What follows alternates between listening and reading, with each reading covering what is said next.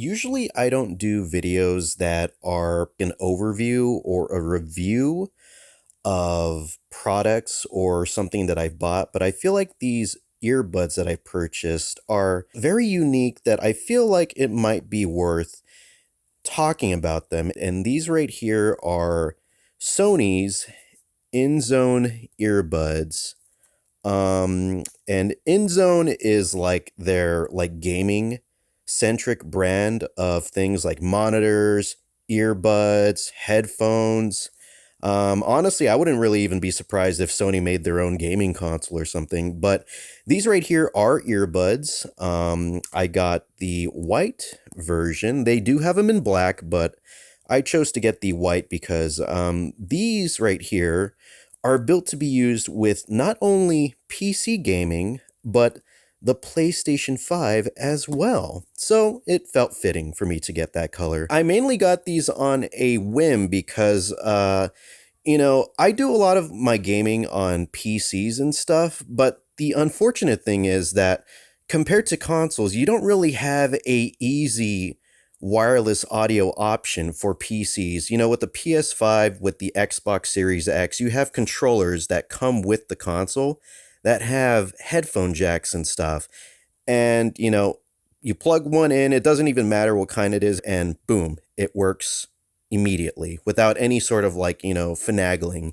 And you don't really get that with PC. You can get like some wireless dongles and stuff for like Xbox or PS4 controllers and do that, but that would be tied down to only one specific controller. So I got these right here. What it comes with is pretty typical. It comes with the earbuds, it comes with the case, it comes with the charging cable, it comes with a bunch of little nubs and accessories. This is kind of cool, but it's just a box, so we're going to talk about what's most important here. So this right here is the case for the Sony Inzone earbuds, and admittedly pretty chunky case, especially when you compare it to like a typical like earbud case. So I got right here a pretty similar analog. This is Sony's XM4 earbuds. They are pretty old, but you compare it with that, and yeah, the difference is quite jaw-dropping. But I guess they don't really expect anyone to take these out or whatever. They expect you to just kind of leave it on your desk and, I don't know, it could just be like a showpiece until you have to like open it up, which by the way, how about we do that right now? I gotta say that the opening mechanism is quite satisfying. And yeah, dude, look at that. If Sony was a chef, I would have to commend them for their plating. But yeah, so you got the earbuds right here. You got a little thing in the middle, but we'll focus on that in a little bit. So let me take out the earbuds, and I will say, when I first got these and when I took them out of the case, I was quite surprised by how small they actually are.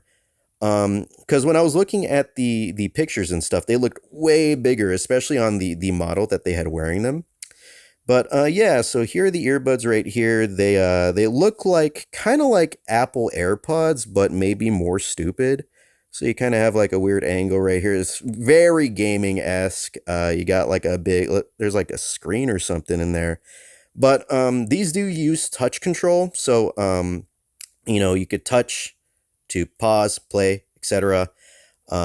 Switch songs, all that, volume, all that fun stuff. And you could actually customize the touch controls very, very to your liking. You could tune them more so than I could with the XM4s, which is crazy because these were way more expensive than this.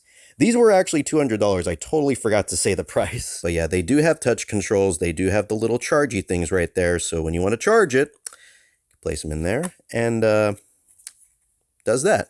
And honestly, I kind of prefer where they have the charging area because when it's right there at the bottom, it stays out of the ear. So there's probably less like of a chance for it to get like corroded over time because, ears and stuff could be very greasy, could be very sweaty.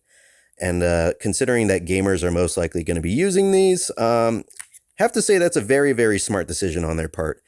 And there's two different types of connectivity when it comes to wanting to connect these to, your console or device of choice.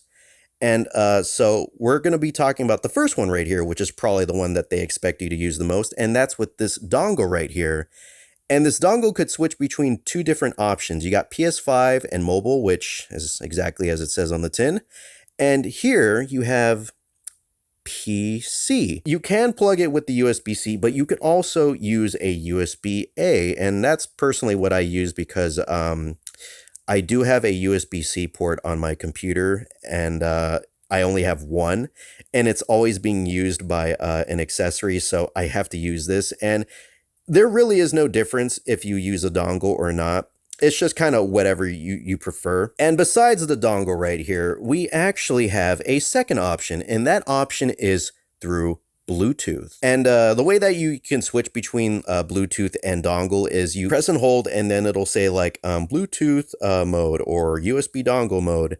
And that's how you switch it. And I have to say it's very important to state that these only connect via Bluetooth LE. So if you have an iPhone, it will not work. Mainly recent phones. I personally have a Galaxy S23 Ultra, and these connect to that perfectly. If you want to get the most out of these earbuds through your phone or tablet or whatever Android device, I highly recommend that you connect these to a PC first, and you get the Inzone hub. I don't know what the software is called. Connect your earbuds to that, and then you do a software update, because unfortunately these come out of the box without the ability to connect with Sony's headphone app. I don't know what it's called off the top of my head, but if you want to get the most out of these earbuds with your phone or tablet, you have to update them so that way you could get support with Sony's headphone app on Android devices. So do that, and you will unlock a world of options. And what I mean by that is there are two like types of connections that you could do through the sound headphone app or whatever that Sony has on Android, and it lets you choose between consistent connection, like strong connection to your phone and earbuds, which is great, but also there is a low latency option. And when I mean low latency, I mean literally almost no latency whatsoever. And it's crazy to think that I could like type on my phone's keyboard, and there is not that like weird half-second delay that you usually get with like most earbuds like these. And it blows my mind. I'm pretty sure it might be like a detriment to the battery, but like I gotta say, probably worth it. By the way, the battery for this apparently is 12 hours, which really feels like it. I can sometimes use these for like the entire day, and I don't even get like a little notification that like the battery is like glow or whatever. It's mind-blowing just how long these things could last. Now, I should probably talk about like the audio and the sound as well as the noise canceling. And sadly, I'm not like an audiophile. Like, I do know good sound when I hear it, but like I can't go in depth or anything. But I will bring my XM4s into this and kind of give a bit of a comparison. And so I'll focus on noise canceling right now, but noise canceling, absolutely, these beat the ever-loving poop out of these in regards to noise canceling. Like, it is not even a fight. Like, these do have a type of noise canceling, but it's not that great. It doesn't cancel out all the noise. It mainly does like room tone, and that like you're still most likely going to hear things like a TV, or you might hear like people talking. You won't be able to block everything out. When it does cancel out like those high tones, those like that noise, that static, whatever, it's great. It's pretty nice, and it does help you focus and stuff. So while it's not the perfect, most best noise canceling, especially compared with these models, which are pretty old, it's serviceable, which, I'll give it that. As for the sound quality, a lot of people have said that these have like the same drivers as the XM5s, which, I say that, but I got no damn idea what that means. I'm just speaking what I've heard like a parrot. But I will say that the audio is pretty good. I won't lie. It's almost up there with these, but these I feel have a bit more of an oomph to them. The sound quality is good. It's just not the best that you're going to get. I've talked a lot about how great these are, but I probably should talk about the downsides Of course, I did bring up earlier how this case is freaking big chongus, and it really is. But not only that, but it's not even compatible with wireless charging. These are compatible with wireless charging. You would think that something that has a gigantic case like this would be able to charge on a little wireless charging pad easily, that they'd be able, you could probably fit like 3 freaking like coils in there, but no, there's no such thing, which is very unfortunate. Especially when you take into account the price of these headphones. You would think that they would come with like the whole shebang and the kitchen sink, but yeah, no wireless charging. Also, another thing is that the pairing process with these headphones can be kind of annoying because this button right here, I didn't really talk about it, but this button is the pairing button. So what you have to do is, in order to pair, you have to have your earbuds inside of the case. Then you press and hold this button, and after a while, this light right here will glow blue. And then that's when you know that you'll be in pairing mode. And it's kind of annoying, especially when you consider that like other earbuds like these, you can't just like do it through the headphones. But I don't know. Maybe they felt that it would be like, impossible to do, especially if you want to like switch between USB dongle or Bluetooth mode. But I'm pretty sure that they could have figured something out. It's Sony after all. They're the audio dudes as well as the PlayStation guys. And I guess my next complaint that I have to make with these earbuds is that they are Bluetooth LE only. And while I was gassing that up earlier, saying how great it was that like there's practically no latency whatever with the connection, while I was talking highly about that, it does really, take away the potential usage that you can get with these earbuds outside of just like modern, very, very modern phones, as well as your PC or PS5. That kind of sucks, but thankfully, if you do want to use these earbuds with something that's very, very old, say like a Galaxy S8, then you could just plug this into the USB-C connector and, it'll work. Just make sure you put it into mobile. And my third complaint, and this is a very, very, very, very, very edge case that probably won't affect most people that see this video, but for some reason, this dongle does not work with Galaxy S23 models. So when I first got these, the first thing that I tried them on was my Galaxy S23 Ultra, and I wanted to do the USB-C dongle because, of course, why would I not? And I connected them to my phone and, it worked perfectly. It worked amazingly, actually. After I like disconnected it and then I, went and did something else. And then later when I came back to the Inzone earbuds to try them out again with my phone, for some reason, this dongle would not work. And it's been like that ever since the day that I got them. It worked once and then never again.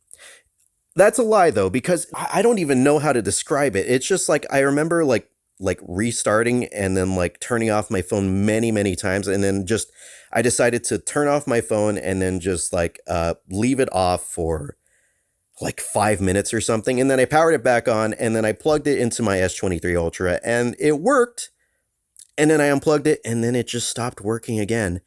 And it's not something that is only like an issue with my specific model of phone, because I did try this on my brother's Galaxy S23 Plus, and like my phone, it does not work on that at all. So I don't know if this thing has like beef with like Galaxy S23s or something, but if you are intending to use the Inzone buds with your Galaxy S23, please be aware that this dongle might not work. You might have to use only Bluetooth LE. And honestly, like I said, it's not that bad. It works very, very good with Bluetooth LE. It's just that I'm a guy that really, really likes options. And sometimes I like to switch between my multiple devices. Like sometimes I want to do something on my phone. Other times I might switch over to my tablet and, et cetera, et cetera.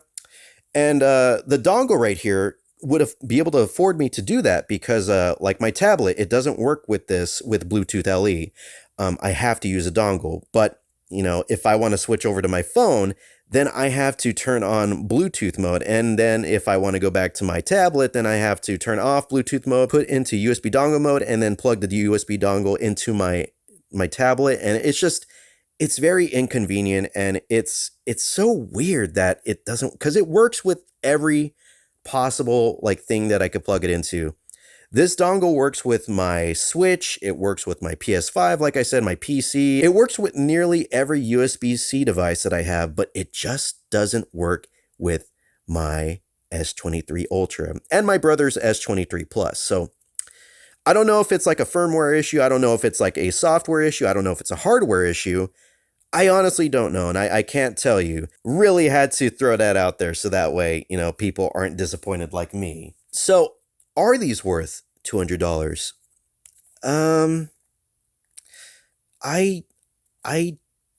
would have to say yes. If you're looking for earbuds that are for gaming, if you don't want to do like, headphones, and honestly, I'm in that camp. Like, I love my Sony XM5s, but damn, do they make my ears sweaty. And when I'm playing games, I do get sweaty. I don't need that heat on my ears. The sound is good. It's not amazing. The noise canceling is good. It's not amazing. No wireless charging sucks total balls, but honestly, I kind of got over it after like 3 days. And I'm sure most people would too, but it is a shame. It is a shame that they did have to cut corners. The case, probably large enough to have a zip code, but, most people are not going to be taking these out of the house. And that's like, I also don't take them out of the house either. They do sound good, but I mainly keep them in my room. Now, of course, the one biggest con ever, the fact that the dongle doesn't work on my phone, even with that, I still have to say these are worth it. If you could get them for cheaper than the actual price, then definitely get them. If they're still $200, look at your bank account. If things are not too much in the red, then, maybe treat yourself. Thank you for watching, and I'll see you later. Man, this is definitely quite the interesting detour in terms of video making. I don't really do product reviews. Probably won't do another one ever again because I feel like I don't know what I'm talking about. I just kind of just turned on the camera and I was like, I want to do a review about these earbuds. And, well, you got this right here. So thank you for watching again. I'll see you later.